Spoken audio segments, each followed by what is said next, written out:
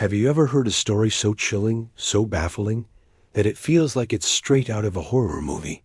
Tonight, we're diving into a case that has haunted America for over half a century.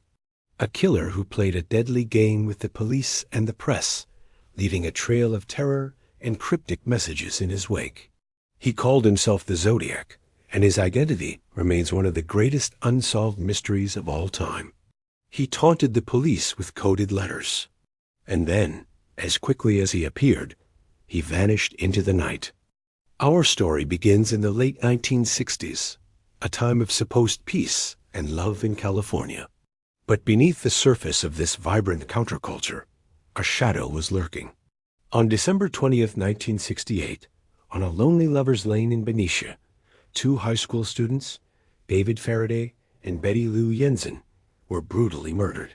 It was a shocking crime, but at the time, no one could have imagined it was just the beginning. 7 months later, the killer struck again. On July 4th, 1969, in a park in Vallejo, another young couple, Darlene Farron and Michael Mago, were shot in their car. Darlene tragically died, but Michael, despite being shot multiple times, survived. And he gave the police their first description of the attacker, a heavy-set man with a stocky build. But the most terrifying part came just hours after the attack. A man called the Vallejo Police Department. In a calm, rehearsed voice, he took credit for the attack and for the murders of the previous December. The reign of the Zodiac had officially begun. What set the Zodiac apart wasn't just his brutality, but his insatiable need for attention. Less than a month after the second attack, he sent his first letters to 3 major San Francisco Bay Area newspapers. In these letters, he confessed to the murders and included details only the killer could know. But there was more. Each letter contained 1/3 of a complex 408-symbol cryptogram. The Zodiac's demand was chilling. Publish the cipher on the front page, or he would kill again. And in his letter, he signed off with a symbol that would become infamous. A circle with a cross through it, the mark of the Zodiac. The newspapers, facing an impossible choice, complied. The code was published, and the public was gripped by fear and fascination. Just 1 week later, a schoolteacher and his wife, Donald and Betty Harden, managed to crack the code. The message wasn't a confession or a name. It was a rambling, misspelled tirade. The killer wrote, "I like killing people because it is so much fun. It is more fun than killing wild game in the forest because man is the most dangerous animal of all." He claimed he was collecting slaves for the afterlife. This wasn't just a murderer. This was a man with a twisted, grandiose vision of himself. As the summer turned to fall, the Zodiac's attacks grew bolder and more theatrical. On September 27th, 1969, he targeted another couple, Brian Hartnell and Cecilia Shepard, picnicking at Lake Berryessa. This time, the killer appeared in a bizarre, terrifying costume. A black executioner's hood with clip-on sunglasses over the eye holes, and a bib-like garment on his chest adorned with his cross-circle symbol. He held them at gunpoint, tied them up, and then brutally stabbed them. Before leaving, he walked over to Brian's car and drew his symbol on the door, along with the dates of his previous attacks. He then drove to a payphone and once again called the police to report his own crime.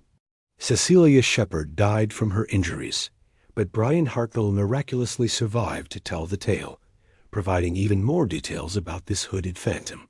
Just 2 weeks later, on October 11th, the Zodiac committed his final confirmed murder. He hailed a cab in San Francisco, driven by Paul Stine. He asked to be taken to the corner of Washington and Cherry Streets. But when they arrived, instead of paying the fare, he shot Paul Stine in the head, killing him instantly. 3 teenagers across the street witnessed the aftermath. They saw the killer wiping down the cab and tearing a piece from Stine's shirt. They called the police, who arrived within minutes. In a frustrating twist of fate, a dispatcher mistakenly described the suspect as a black male, and responding officers passed a white man matching the Zodiac's description without stopping him. The killer simply walked away into the Presidio, a large park, and disappeared into the darkness.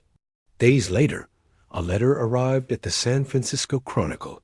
It contained a piece of Paul Stine's blood-soaked shirt, undeniable proof he was the killer. In this letter, he mocked the police for their incompetence, gloating about how they had stopped and talked to him. He even threatened to attack a school bus, sending a wave of panic across the entire state. The Zodiac was no longer just a killer. He was a city's boogeyman, a source of collective terror. This marked the beginning of the Zodiac's most prolific period, not of killing, but of communication. For years, he continued to send taunting letters, greeting cards, and more ciphers to the media and authorities. One of his most famous ciphers, the 340 cipher, sent in November 1969, remained unsolved for 51 years, until a team of private citizens finally cracked it in 2020. Its message was just as disturbing as the first. I hope you are having lots of fun in trying to catch me ... I am not afraid of the gas chamber, because it will send me to paradise all the sooner. He continued to claim more victims in his letters, with the total reaching as high as 37. But these claims were never confirmed. After a final letter in 1974, the Zodiac communications abruptly stopped. He simply vanished. So, who was this man? The investigation was one of the largest in California's history, with over 2,500 people investigated. But one name has always stood out: Arthur Leigh Allen. Allen was a former elementary school teacher who was fired for inappropriate conduct. He was a prime suspect from early on. He owned the same type of watch with the Zodiac symbol on it. He wore the same size 10.5 wing walker boots, the brand of a footprint found at the Lake Berryessa crime scene. A friend even claimed that Allen had confessed his desire to hunt humans with a flashlight attached to his gun, just like in the first attack. When police searched his trailer, they found weapons, chemicals for making bombs, and bloody knives. It seemed like a slam dunk, but the evidence was all circumstantial. Allen's fingerprints didn't match the partial print found in Paul Stine's cab. His DNA, compared years later to a sample from the back of a stamp on a Zodiac letter, was not a match. And the survivor, Michael McGaugh, identified someone else in a photo lineup. Arthur Leigh Allen passed away in 1992, maintaining his innocence to the end. He remains the most compelling suspect, but without definitive proof, the case against him is just a collection of haunting coincidences. Over the years, other theories have emerged. Some believe the Zodiac was not one person, but a group of killers working together, which could explain the different descriptions and methods. Others suggest he was a genius who was simply too smart for the police, someone who lived a normal life, hiding in plain sight, a wolf in sheep's clothing. New suspects continue to be proposed, each with their own set of tantalizing clues, but none have ever led to a conclusive answer.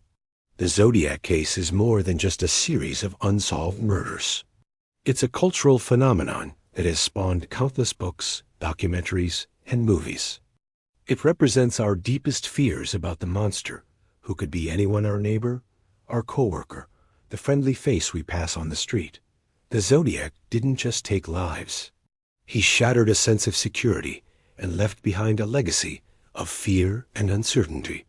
He created a persona that has outlived him, a puzzle that continues to captivate and terrify us. So, what do you think happened? Was Arthur Leigh Allen the man behind the hood? Was it a group of people, or a different suspect altogether who has never been identified? Is it possible the Zodiac is still out there, an old man living with his dark secrets? Or did he take his true identity to the grave, leaving us with a mystery that will never be solved? The letters have stopped, but the questions remain, echoing through the decades. Thank you so much for joining me on this deep dive into one of history's most chilling cold cases. If you find these stories as fascinating as I do, make sure to hit that like button and subscribe to the channel for more explorations into the unknown.